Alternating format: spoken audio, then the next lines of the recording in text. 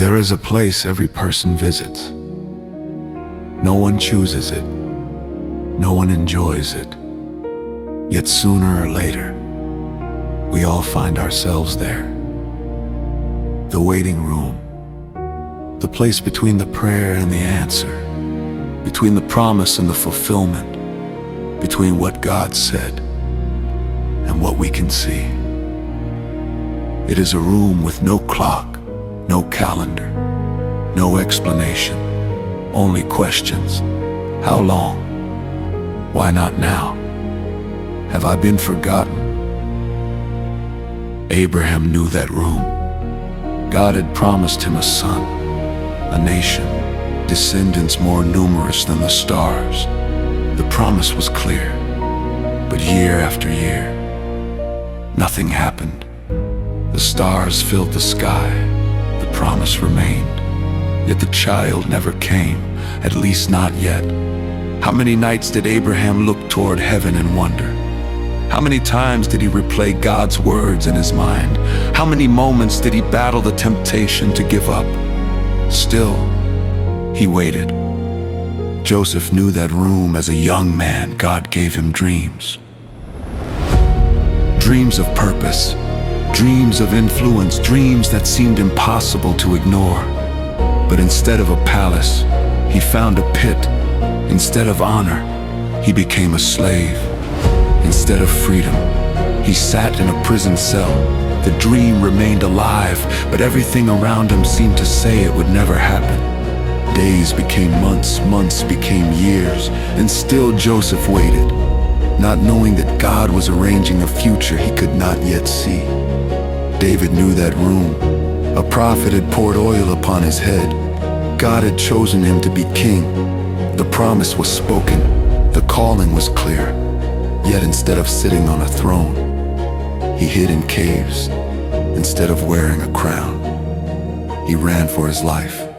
Chosen by God, pursued by enemies, anointed king, living as a fugitive. Nothing about it seemed to make sense, yet David waited. And perhaps you know this room too. Perhaps you're waiting for healing, waiting for direction, waiting for a relationship to be restored, waiting for an open door, waiting for a prayer that seems to rise no higher than the ceiling. Perhaps you've begun to wonder if silence means absence, if delay means denial, if God has forgotten your name. But what if the waiting is not empty? What if the waiting is part of the answer? Because while Abraham was waiting for a son, God was building faith. While Joseph was waiting for freedom, God was shaping character. While David was waiting for a throne, God was forming a king. The waiting was not wasted. The waiting was preparation. And perhaps the same is true for you. We often think God is preparing the blessing, and He is. But He is also preparing the person who will receive it. Roots grow before fruit appears. Foundations are laid before buildings rise. Character is formed before responsibility is given. Faith grows strongest when it has nothing visible to hold on to except God. Then one day, Abraham heard a child laugh. Joseph stood before Pharaoh. David sat upon the throne.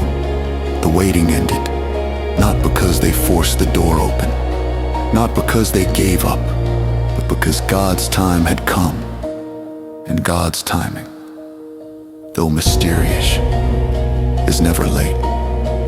So if you find yourself in the waiting room today, do not assume that nothing is happening. The room may seem quiet, but heaven is still at work. The promise is not expired. The story is not over.